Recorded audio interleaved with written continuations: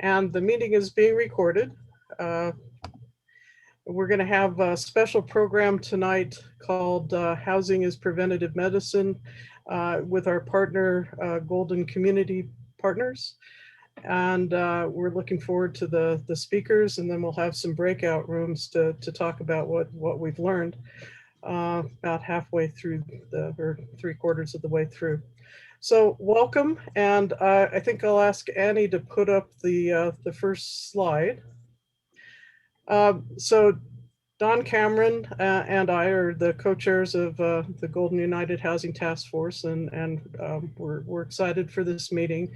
Annie Albrecht is doing tech tonight, so if there are any tech problems, private message Annie. And Josh Edelson is taking over Annie's position.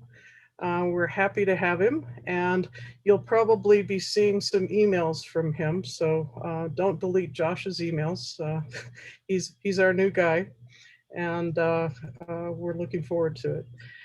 So we've got some great speakers tonight talking about the links between housing and health and affordable housing and Jeffco, and some solutions and what this means for our community.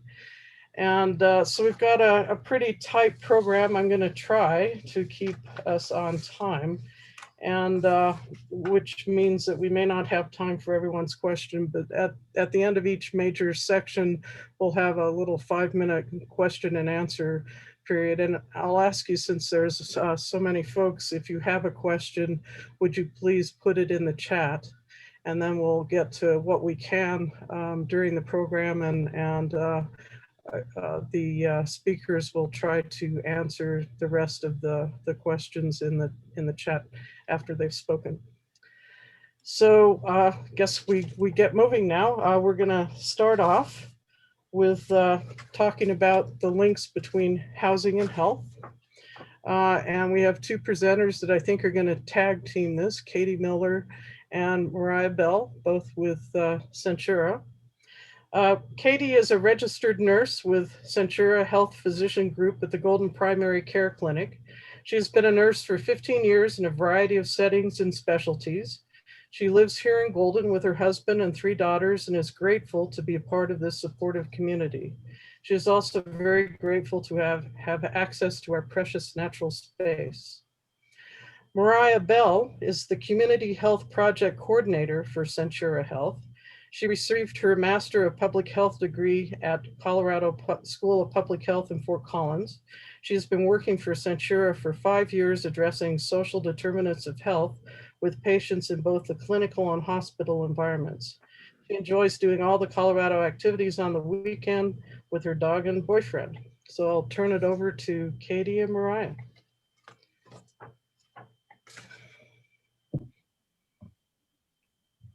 Hi, everyone. I'm going to share my screen here.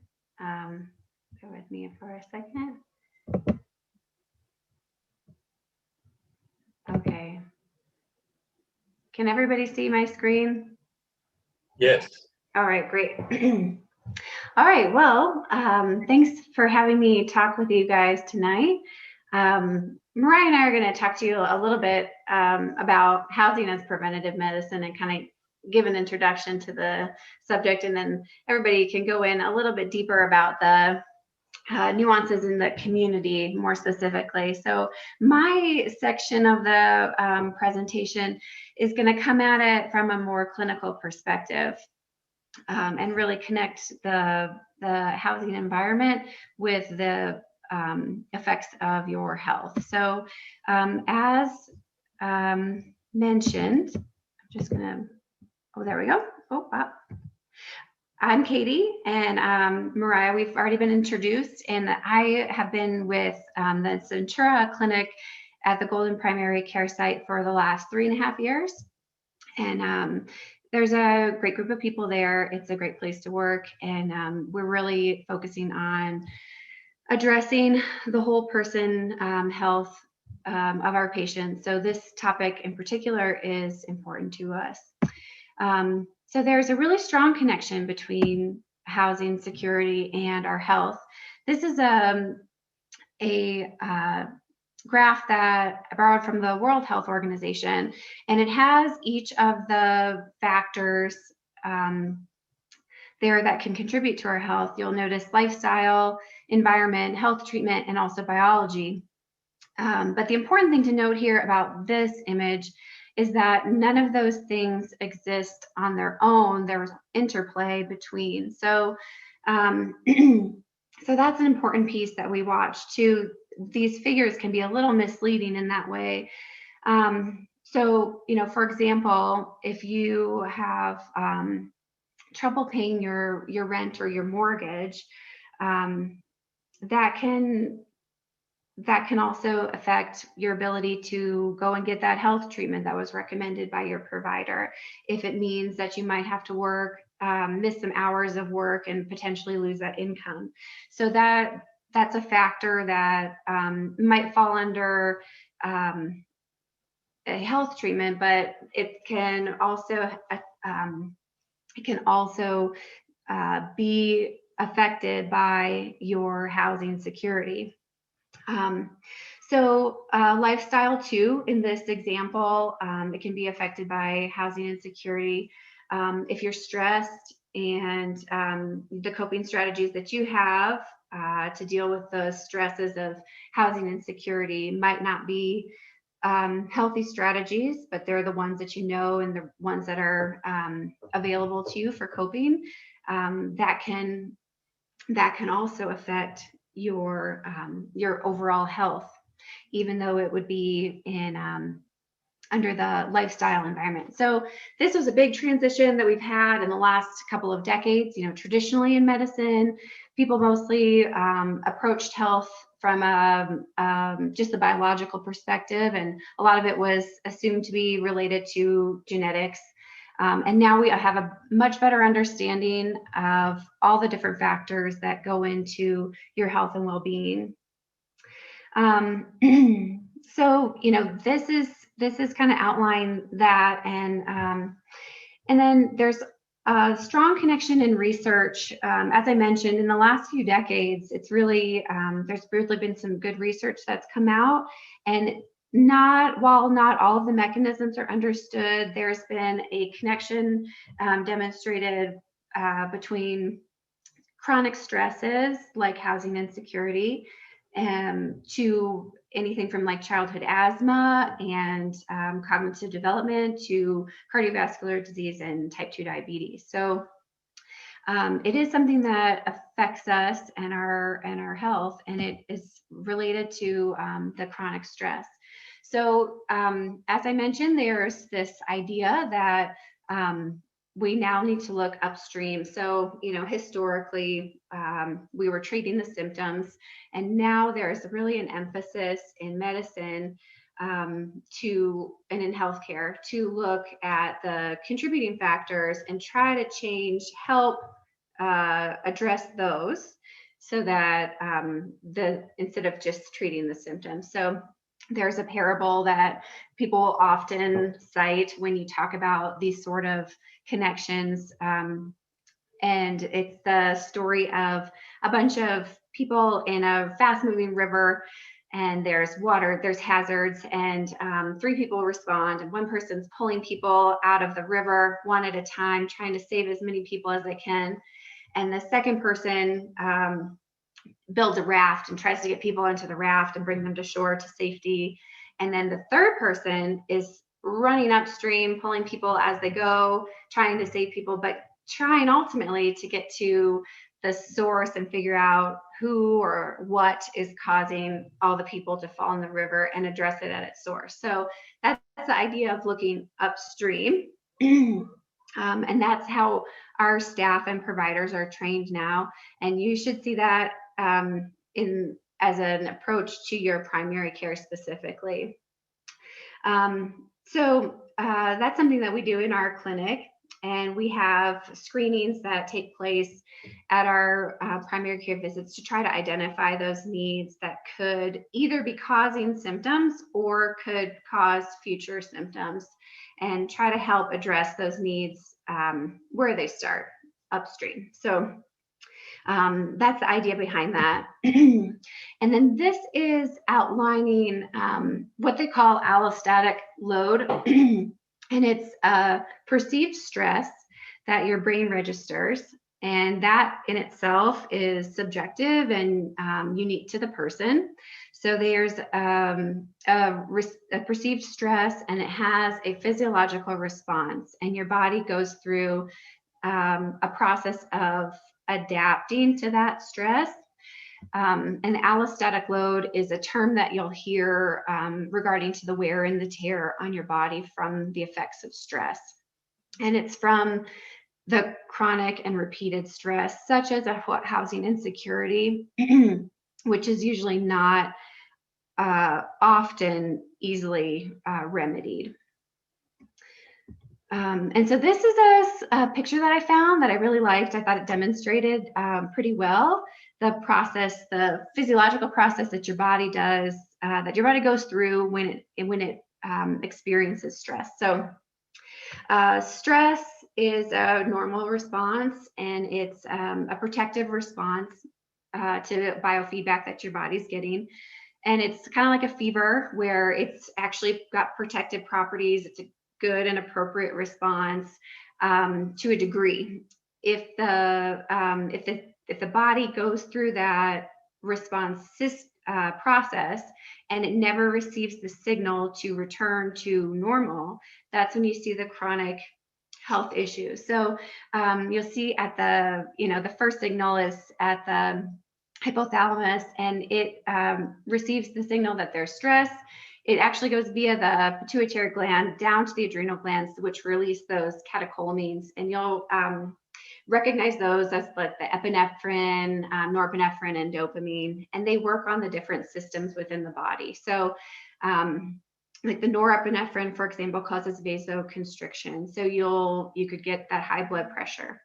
And again, these things are good and protective if you need to respond acutely to stress. But if you have that chronic stress, it has a deteriorative effect. So there's also, you can notice that it acts there on your liver and causes breakdown of the stored energy.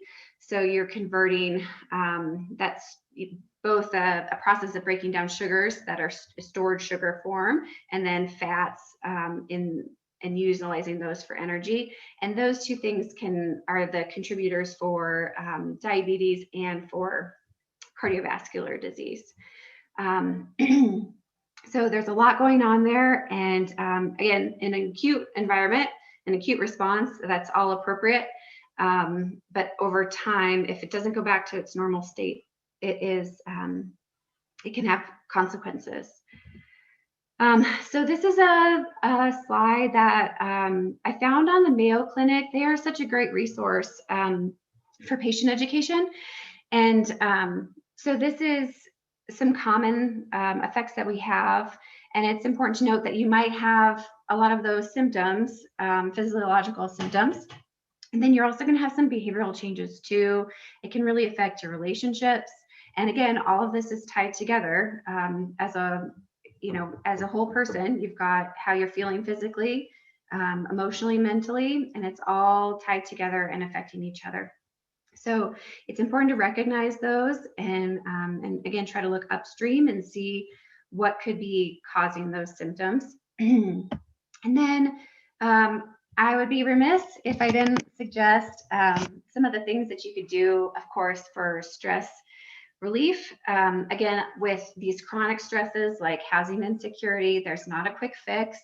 And it's important to address your stress as you seek options for resolving the source of the stress. So these are things you can do to mitigate the stress in the moment while you work with your resources, and your primary care provider is a great one. So you can address your stress, do what's therapeutic for you. That looks different for everybody. So try different things. If you find something's not helpful, you could try something else and maybe go back to that thing later. Sometimes it's just where you're at in your life, and it would work for you later. There have been some people will try therapy like video games because it's fun and it feels mindless, and it actually is not for most people. It's found that it's got like a very little stress relief effect in the longer term, in the medium and longer term. So other things that would help, and also avoid things like caffeine and alcohol. They might make you feel better in the short term, but probably aren't going to help your stress longer term. And then, oh gosh, you know what? Let me share, Mariah, can you share your slides for this next section? Because this is the outdated one. I'll stop sharing my screen. Is that okay? Yeah, that's perfect, Katie. Thank you. Awesome. Well, hello, everyone. Again, I'm Mariah, and I'm the Community Health Project Coordinator. I have actually seen quite a few of you in Jeffco meetings, so hello again. So I'm just going to be talking about more of the community health advocate perspective, so a little less clinical. But still talking about the stressors and how that these stressors of experiencing homelessness and how that impacts your health on other varying levels outside of stress as well. So I'm going to share my screen. But one thing I will say, something that Katie was talking about, and part of the clinic at Golden, is that we screen patients for social determinants of health. So we ask them, about housing, food insecurity, transportation needs, all of these different things to kind of really get at the meat of what is going on upstream, like Katie said. So upstream, what is happening that is making it so that you're not getting the best health outcomes. You're not able to decrease your cholesterol. You're not able to manage your diabetes, things like that. So we get a lot of this information from those screenings. And then we also, and that's why we know that when you're experiencing homelessness, that can truly impact your health. And I'm going to talk a little bit more about that. So I'm going to share my screen. Well, first I'm going to share my screen, and then hopefully it won't be a struggle bus for me to figure out how to make sure that it's okay. We've got it. All right. I think everyone can see this screen. Is that okay? Perfect. Annie says yes. All right. So there are 3 different types of homelessness that we see. So we have chronic, transitional, and episodic. So chronic is someone who is just truly living in the shelter system and or living in those camps that you'll see in Denver, Golden, all over Colorado. Transitional is for folks that are entering that shelter system, but it's usually for just a very short period of stay.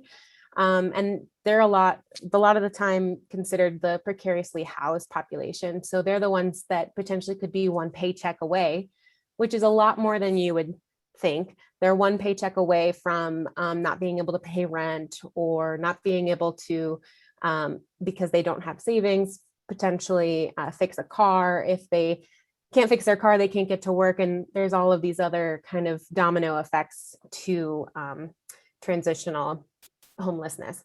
And then episodic, which is you are periodically having the stable housing, but then going back into the shelter system when your housing is not available. This is a lot of the time due to like mental health or disability issues. So the next part of so what causes homelessness? And I think we're going to talk a lot about this today, I'm sure, but lack of affordable housing, low income, you're unable to pay for food, clothing, transportation, and your housing on top of that.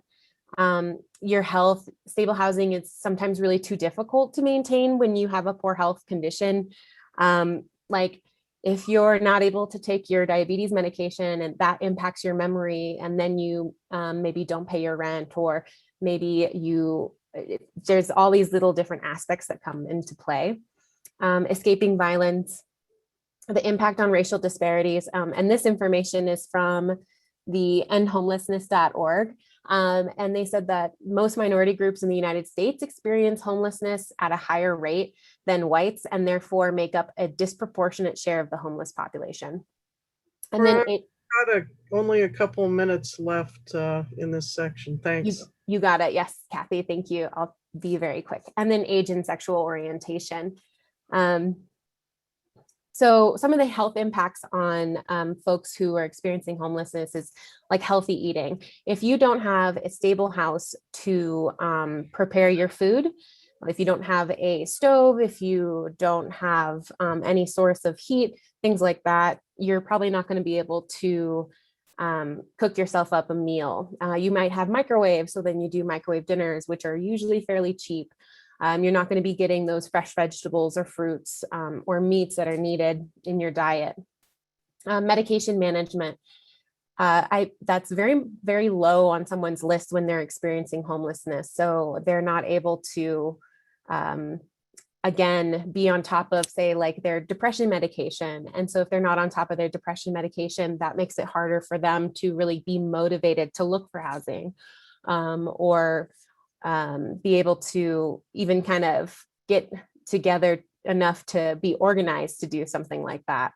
Living conditions, you know, we all know mold and things like that really impact folks' health, but there's also the idea that if you're living on the streets or you're living in an encampment where unfortunately the sanitation isn't actually sanitation, then your health is really impacted. Or if you're living out of your car, you're not able to shower as often as you need or wash your hands, or, you know, especially in COVID times, there's really not access to running water if you're living out of your car.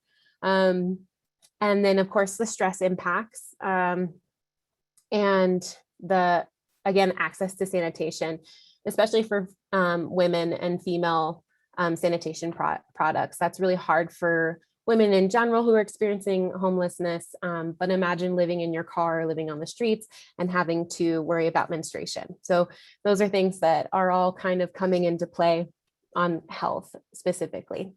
And then finally, this shouldn't take too long. I just wanted to talk about some of the organizations that are really awesome that are working towards helping folks address barriers when it comes to being housed. So these are just a few, and they're not all encompassing. I think we're going to learn a lot more tonight as well, but we have like Change the Trend. They're a coalition that has all of these different organizations that come together that actually have a navigation program, a rehousing program, and a program that helps get those that are experiencing homelessness in to see a doctor probably for the first time in years sometimes.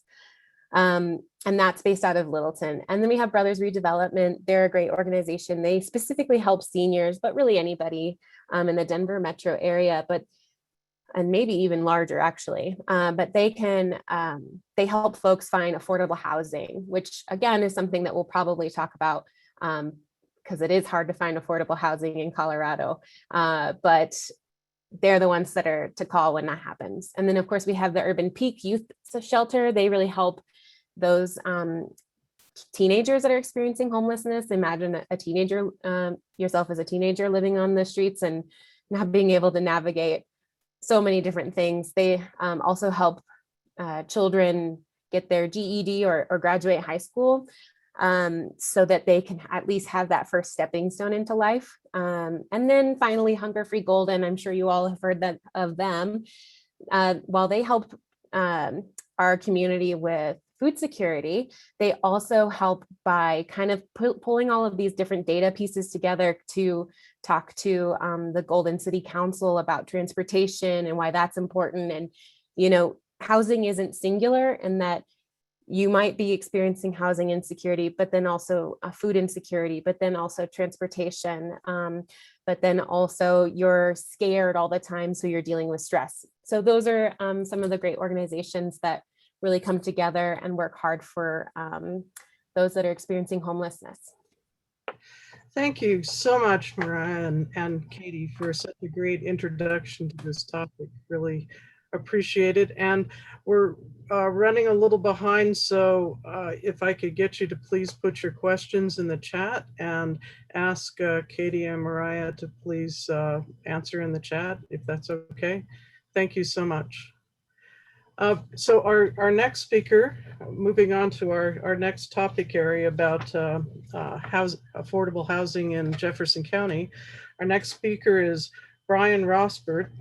Brian's the Executive Director of Housing Colorado.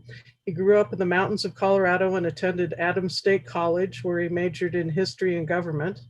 He went on to work at the state and federal level for John Salazar, the former congressman from Colorado's 3rd Congressional District. Since then, he has worked in the nonprofit sector for organizations committed to the common good. Most recently, Brian was the interim executive director of the Interfaith Alliance of Colorado, where he oversaw the Housing Equity Campaign, which is a program dedicated to advocating for more affordable housing and partnering with nonprofits, congregations, and local governments to build affordable housing on underutilized land. Brian and his wife, Laura, live in Denver with their 2 daughters and their dog, Freddie. Take it away, Brian. Thank you very much.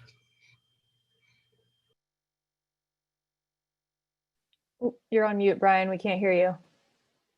Sorry about that.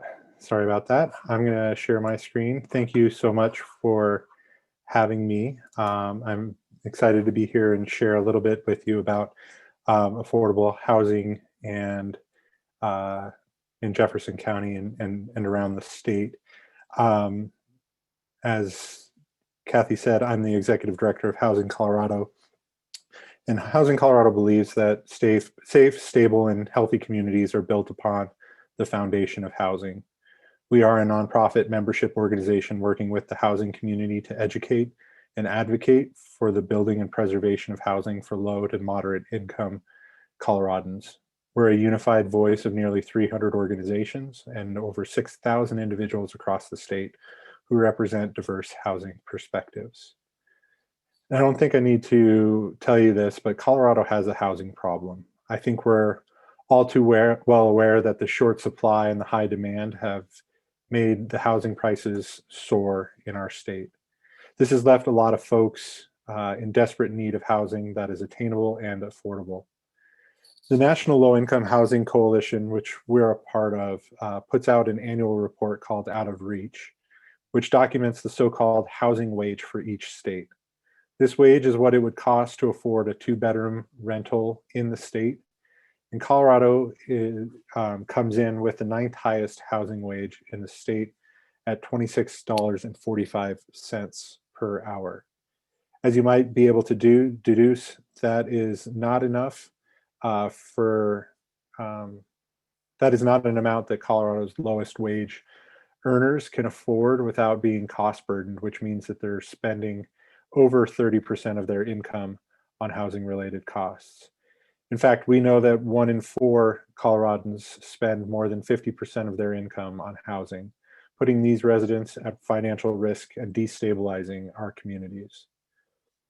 The most recent available data from the Division of Housing shows the need for affordable units both for rent and sale far exceeds the available supply. DOH estimates a total of 300,000 renting and owning households were severely cost burdened across the state, and that was well before the start of the COVID-19 pandemic. And the National Low Income Housing Coalition estimates about 1 in 5 Colorado renter households are extremely low income, and that Colorado has a shortage of 113,000 of affordable available homes for these households. In Jefferson County, the problem is just as acute, if not more so than the rest of the state. In just Jefferson County, for instance, the housing wage for a 2-bedroom rental is about $30.12. And here's a breakdown of the vacancy rates, affordable monthly rent, and the approximate hourly wage needed to afford rent in Jefferson County. And then here's a breakdown of that same data for municipalities in Jefferson County. You'll see that Golden ranks as the hardest place to live affordably in all of Jefferson County. Golden has the lowest vacancy rate, the highest average monthly rent, and the highest wage needed to afford that rent. According to Redfin, April home sales were up by 5.7% compared to last year, and the median sale price was at $712,000. In many cases, this is unattainable for workers such as firefighters and teachers in Golden, and those and other professionals have to travel into the city to work because they can't afford to live there. We also know that there are challenges beyond the market alone. Waiting lists for affordable housing spots in Jeffco are long, and the lottery system often has upwards of 7,000 people taking part in it. Systemic barriers are also a challenge here in Golden, from a bond cap that necessitates partnership with other communities to build affordable units, to a growth cap that limits the new units that can be built. Golden finds itself in a very challenging position. All that adds up to housing insecurity for thousands of, oops, sorry, there's Freddie. He scared me. Adds up to housing insecurity for thousands of Jeffco residents. And housing insecurity is also often associated with worse health outcomes.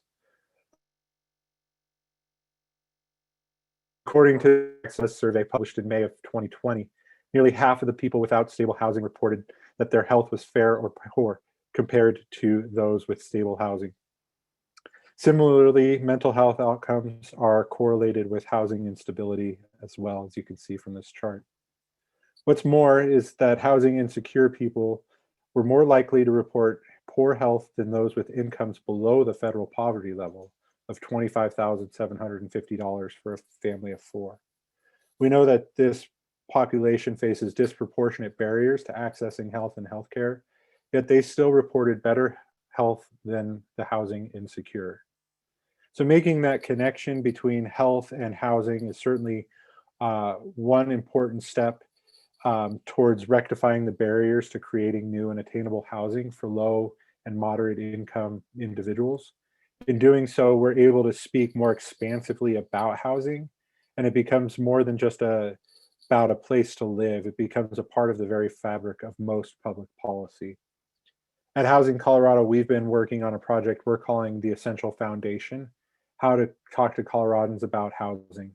In this project, we lay out a messaging framework that is rooted in the idea that by creating stable and attainable housing in our communities of all types, we are building healthier, safer, and more inclusive places for all Colorado residents. We're hoping to launch this project in the fall, and perhaps we could come back to Golden United at that time to train you up on how to talk to your neighbor and your decision makers about housing in your community. With that, I'm happy to answer any questions that folks might have for me, or I can do that in the chat as well. We've got time for a couple of questions, I think. Thank you very much, Brian. And we certainly do want to get trained up to talk about housing. Sure. So, would love that. Does anyone have a question if they want to raise their hand or unmute? Brian, this is Don Cameron. I have a quick question. Is anybody in Colorado moving forward with housing first approach? And if so, where and how is it going? I believe that Denver is doing housing first.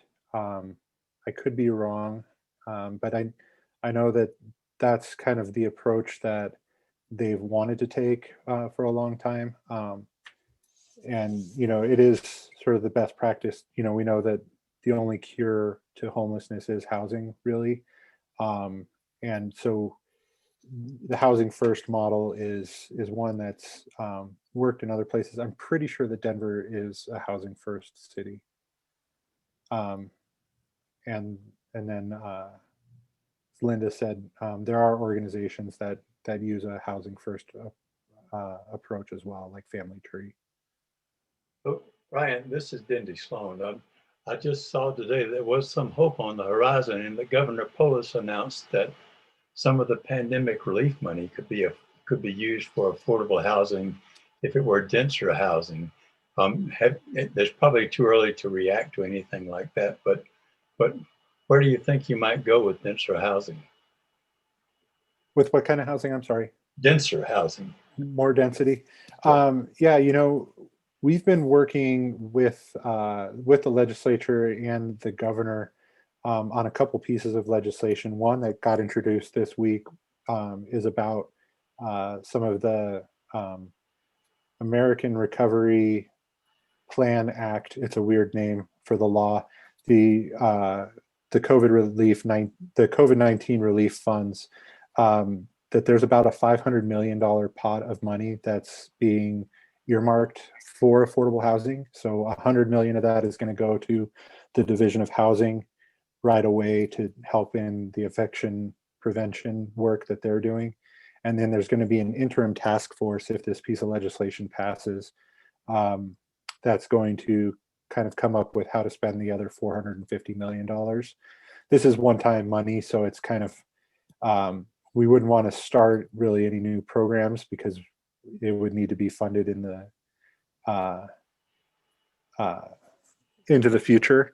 The other piece of legislation that passed this year is an inclusionary zoning bill that the governor signed on Friday. And in that bill, there was a requirement that cities utilize some other tools before using inclusionary zoning, which means for a development, there's a requirement to build affordable housing as a part of a development. So cities would need to do things like density bonuses, which really help sort of build the density into a project. You know, and a density bonus might be code says that you can go to 8 stories, or the current zoning says you can go to 8 stories, but if you build affordable housing as a part of that project, you can go up to 10 stories. So there are some opportunities for that. I know the ADU, the accessory dwelling unit work happening in Denver is kind of one of those ideas as well to increase density in local communities. Thank you. Excellent. Thank you very much, Brian. Very informative and sobering talk. Really appreciate it. There's a question in the chat that would be great if you could answer in the chat. One of the big questions. Thank you, Mariah, for the big question. So we're going to move on now. Don Cameron, among his many things that he does, is now a producer of short films, and he's going to introduce a short film that he just made. Don? Yeah, thank you. The focus of these films is actually around education as well. We've made films with our police chief and fire chief about the inability of our first responders to find affordable housing in Golden. We've interviewed people who lost bidding wars, but made $120,000 and were unable to obtain a house in Golden. And this next video, and this is I guess the world premiere, I interviewed a woman who is living with her 5 children in a 700 square foot 2-bedroom apartment, and just barely making it. And she works in the nonprofit sector, is very proud of the work she's doing, and really tells her kids, it's important to me to be working in the nonprofit sector despite the quality of life that she's able to provide for them as a result of her low pay. So with that, we'll kick it off and we'll hear from Robin Palmer, who lives in Jeffco.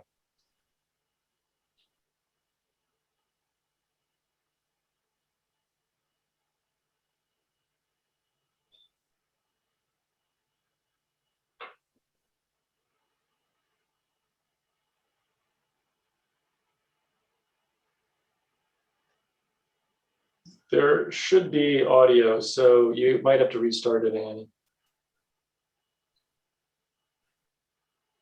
And while she's bringing it up, also, these are generic actors in the pictures because of privacy concerns. Sorry, everyone. Give me one moment to fix this.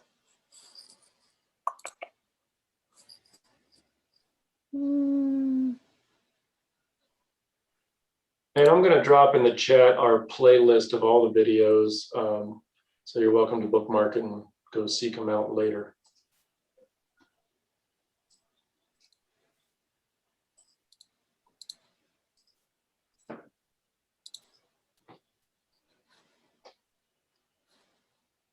All right, let me try this again.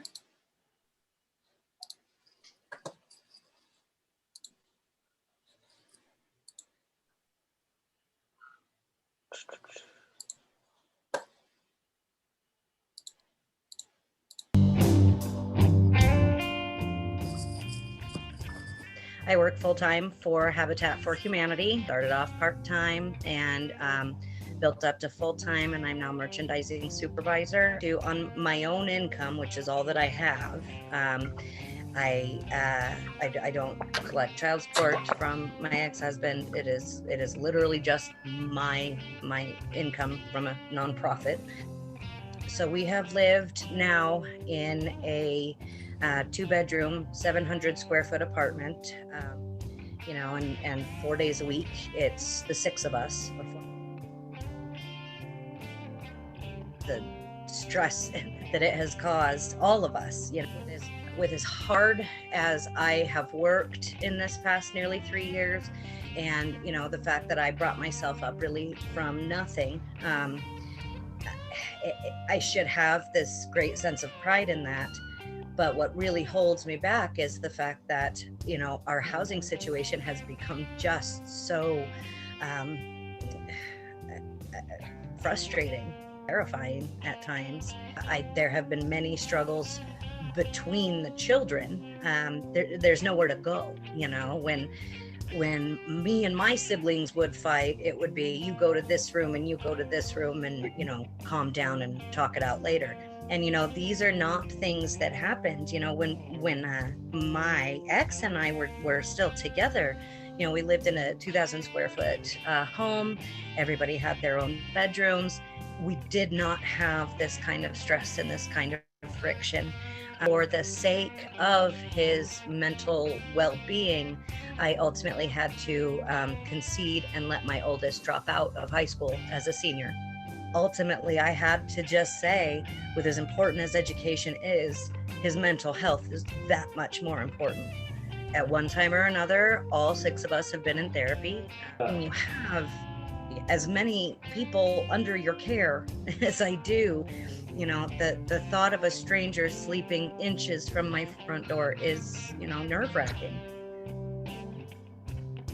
But it is frightening. When you open your door at 6 a.m. and there's a person there. There's plenty that I'm grateful for, but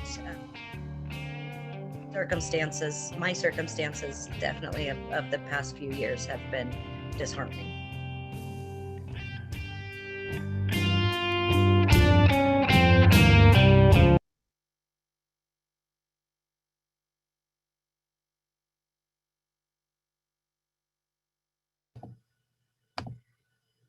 So there you have it, the world premiere. Thank you, Don.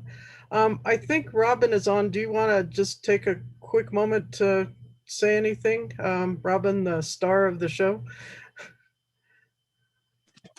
That's weird. Yeah, I mean, I don't necessarily have more to share, but I'm happy to, you know, answer questions if anyone has any. And I'm an open book. Just, yeah. Well, thank you for volunteering to do this and opening up like this and sharing. We really appreciate it. And if anyone has a question for you, is it okay to put them in the chat and you can answer them? Yeah, absolutely. Okay. Well, thank you, Robin, and thank you, Don. So we're gonna move on to some solutions that we're seeing in Jeffco for some of the issues. Certainly scratching the surface, but there's a lot to be done. So we're moving on to solutions, and our first speaker is Rebecca Radabau. Hopefully I didn't mess up your name too bad, Rebecca. She is the homeless navigator for Golden, Wheatridge, and Edgewater. She has extensive experience working in the social work field with individuals experiencing homelessness. Most recently, she worked as a case manager for Urban Peak, a nonprofit in Denver that assists individuals experiencing homelessness with meeting their goals and becoming self-sufficient. She has experience using strength-based case management and trauma-informed care and is certified in mental health first aid. In her free time, Rebecca enjoys spending time in the mountains, enjoying the beautiful scenery. So take it away, Rebecca. Thank you. Thank you, Kathy. So as Kathy stated, my name is Rebecca. I am the homeless navigator for not only Golden, but Wheatridge and Edgewater. So I serve all three of the cities. My role was brought on as kind of a countywide initiative. So we have navigators in each of the different municipalities that serve individuals experiencing homelessness. A little bit about my program. So we do follow the Housing First model as well. My program, I'm kind of through the different cities, but I work with individuals completing intakes and assessments, working towards stable housing and providing any resources that individuals may need for their basic needs, or really navigating individuals or families to the right place and making sure that they know and are aware of those resources. A lot of the clients that I do serve are that chronic population that was in one of the slides. So I see a lot of individuals who are currently living unsheltered. And so kind of as it was kind of spoken about before, that does take a huge role, a toll on people's physical and mental health, having unstable housing. For example, some of the clients I work with that are living unsheltered, they carry all of their belongings with them.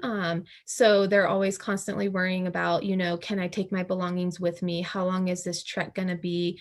Is it going to be feasible for me to take all of my belongings? If they leave them, then they're going to get stolen. They're also constantly worrying about safety. Is it safe to stay where they are at nighttime? Are they going to be able to sleep through the night feeling safe? As well as just making sure they have food and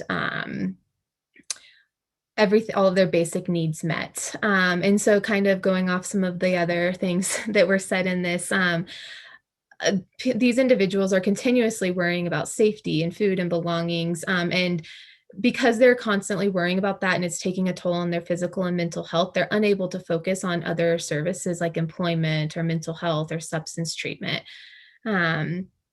And so that's what I'm seeing in the community, just a little bit about that. And I am reaching out and doing outreach to individuals who are living unsheltered. I take referrals from any individuals who are at risk or already experiencing homelessness and work with them towards stable housing.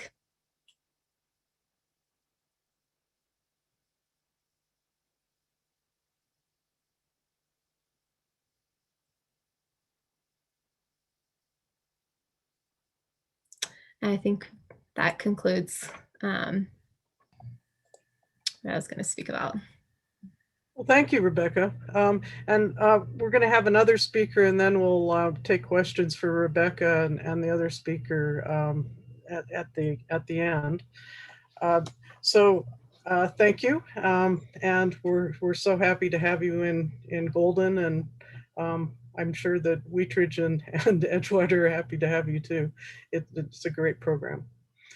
Our next speaker is Linda Behringer.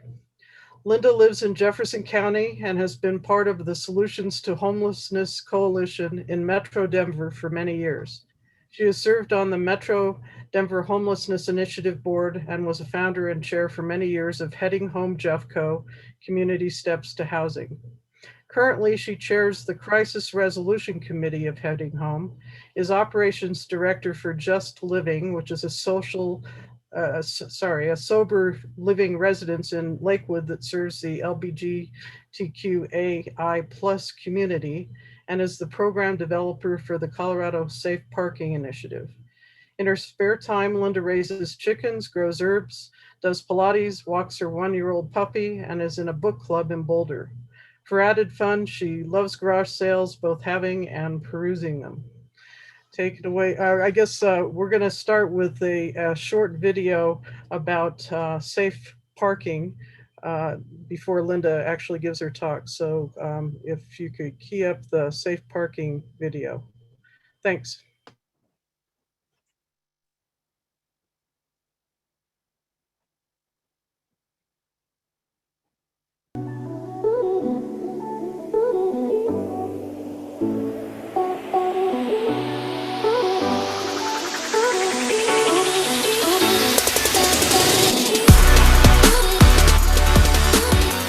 Chelsea Baker House, co-founder of the Colorado Safe Parking Initiative. Hi, my name is Rochelle Brogan, and I'm one of the co-founders of Colorado Safe Parking Initiative. Around 1,000 people in the Denver metro area are living in their vehicles. Most are experiencing homelessness for the first time, and many are working but can't afford housing. Without our support, they may fall deeper into homelessness and eventually end up on the streets. Safe lots can change this trajectory. Located in existing parking lots that otherwise are vacant at night, Safe Lots provide safe, legal overnight parking with restroom access. The lots provide a sense of security and community for guests who are connected to the services they need, including help finding housing. Safe lots also reduce the impacts of homelessness on our community. The Colorado Safe Parking Initiative is working with local communities to create a network of safe lots across the metro area. Together, we can help our unhoused neighbors to stabilize their lives and get back on their feet. Visit our website to learn more about how you can help.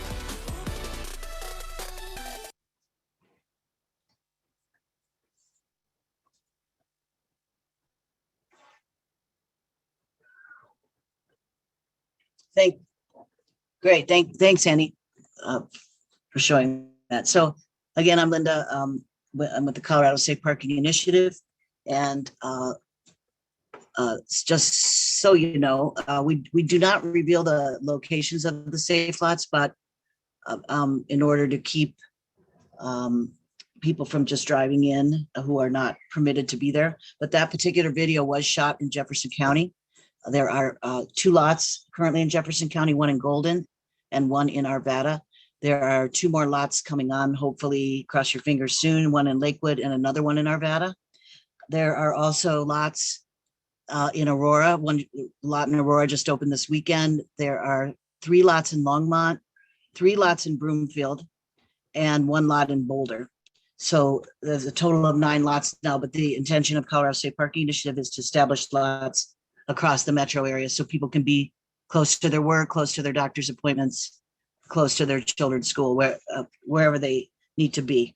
We recognize that safe parking is not a solution to homelessness, but what it does provide is safety, sanitation, some respite to not being able to sleep at night because you're being asked to move or someone's knocking on your car window or you're just afraid.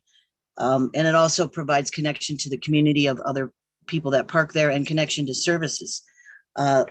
Primarily the lots are so far have been set up in church lots. And the ease of setting them up is amazing because we use an existing resource. We bring in a porta potty and there you have it. You have a safe lot. And then we utilize volunteers from the churches. So the cost is low. The impact is great. It utilizes an existing resource, which is a parking lot, an empty parking lot. And also the whole intention, I know we mentioned earlier in this talk tonight about pushback from neighborhoods, but the whole intention is to be sort of hidden in plain sight. People should not really notice that there is a safe parking lot happening in their community. So the benefits to the community are a reduction in unauthorized parking and loitering, which it takes up law enforcement's time asking people to move or ticketing people. It reduces crimes against people who are homeless in their vehicles. It results in fewer issues with litter and human waste, and it provides a connection to services. So in an attempt to end homelessness or address the issue of homelessness, the people that I encounter in the safe parking lots, it was mentioned in the video that we estimate there's 1,000 people at any given time in the metro area living in their vehicles. What we do know about those folks is that 20% of them are seniors, 45 to 50% of them have disabilities, 35% of them have pets. The rest are the rest, and the reason for homelessness are the ones that were listed earlier: loss of job, COVID. I hear COVID all the time. You know, something happened as a result of COVID, and now then loss of housing and results of ending up in the car. Other reasons are you can't afford housing, living on disability, family breakup. Where this connects to health, the stories that really grabbed me, you know, it was when people described their health issues: kidney failure, asthma, back problems, strokes, heart attacks. One gentleman that really caught my eye is he said he had prostate problems, and because he was living in his vehicle, he had to find a restroom frequently during the evening, and during COVID, they weren't available. So what I hear most often from the people who get permitted to be in the safe parking lots is gratitude. They're just the relief, the stress relief, is really kind of overwhelming when it makes you really realize the challenge of being homeless and in addition living in your car. The services that people can get in a safe lot, in addition to the safety and the security and the sanitation, we are partnering with many different agencies like Foothills Animal Shelter, Jefferson Center for Mental Health, the Homeless Navigators, the Health Department, Benefits in Action. Those organizations are partnering with us to bring services to the lot. Often people living in their cars do not access services. They sort of remain hidden in our community or attempts to hide. And so this is an opportunity for us to bring the services to them.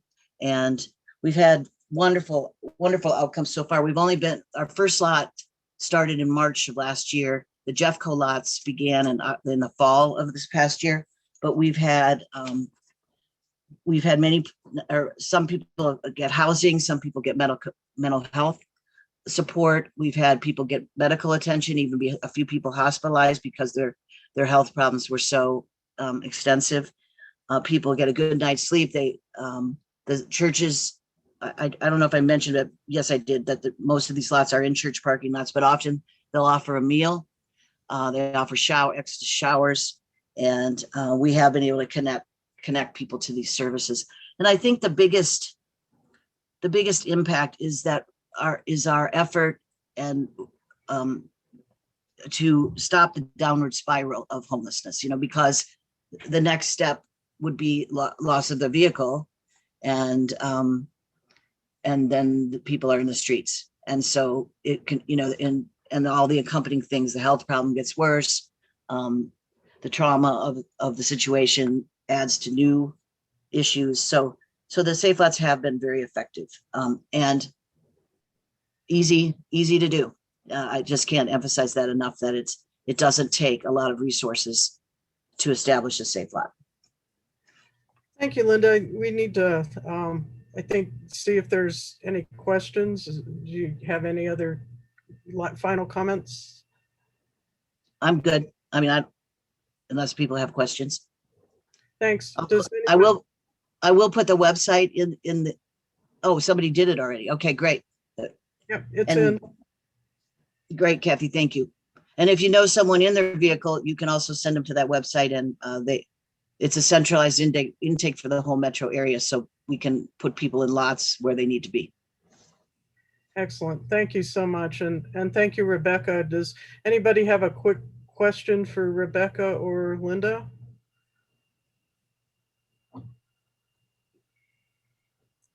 I just wonder if Rebecca might know how the funding is lined up for going forward.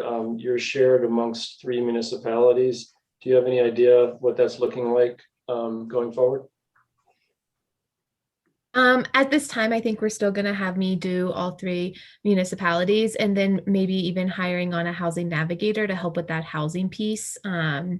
So I would do the upfront intake, make sure people have their vital docs, things like that.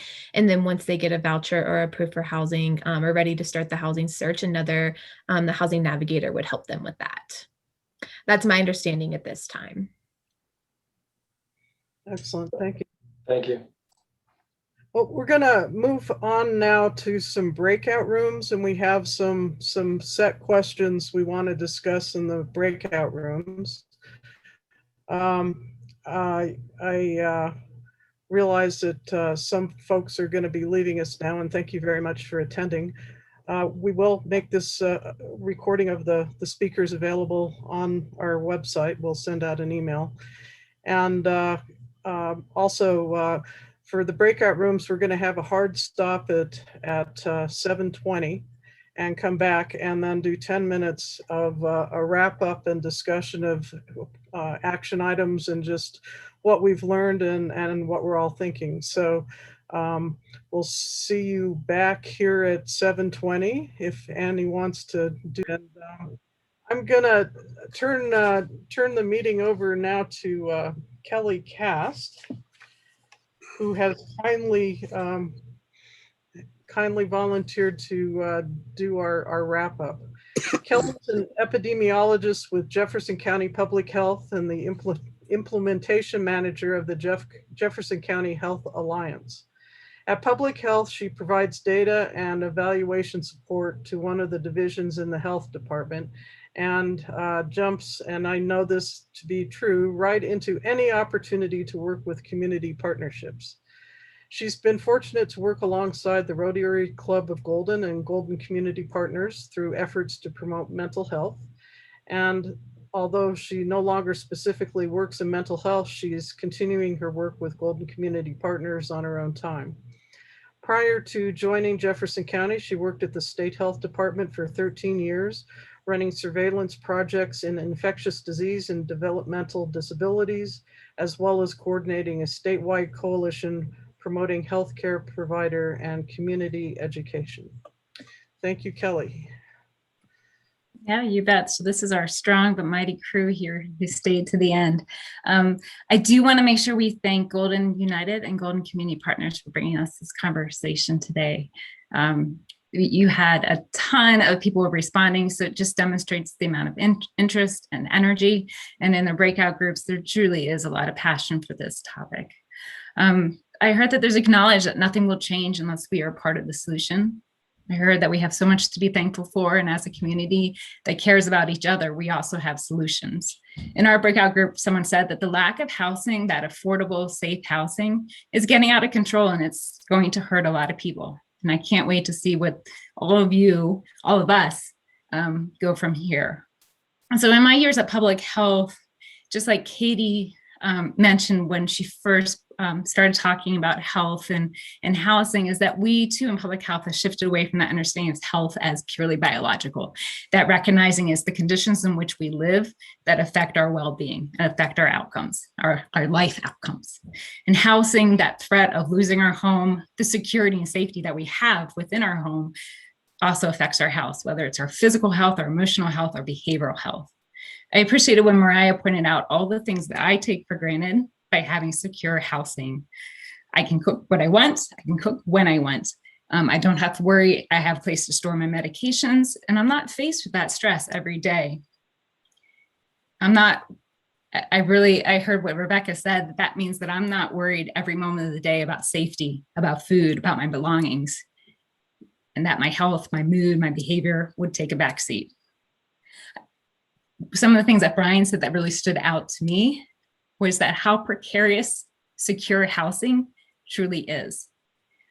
When we'd have to work for $28 an hour to afford rent, we are truly privileged to feel secure in our housing. And I think we take that for granted. I heard with Robin, just in the video with Robin, just that she shared what it feels like to work so very hard and achieve so much, but housing can continue to be a challenge.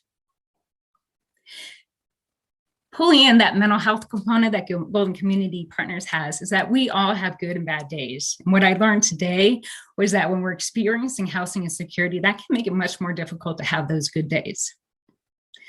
So tonight we talked about the role of housing on our health, on our lives. Katie walked us through the effects of chronic stress on our bodies, blood pressure, our moods, depression, anxiety, our behavior, whether we had outbursts, we can hold relationships. We heard that people who experiencing housing insecurity are our neighbors, they're seniors, pet owners, people living with disabilities, it's all of us. So I'm curious if you put in your chat, and I know some of your breakout groups did this, when our community members, when our neighbors are dealing with chronic stress like this, that might come from housing insecurity, what's one way that that affects our community overall?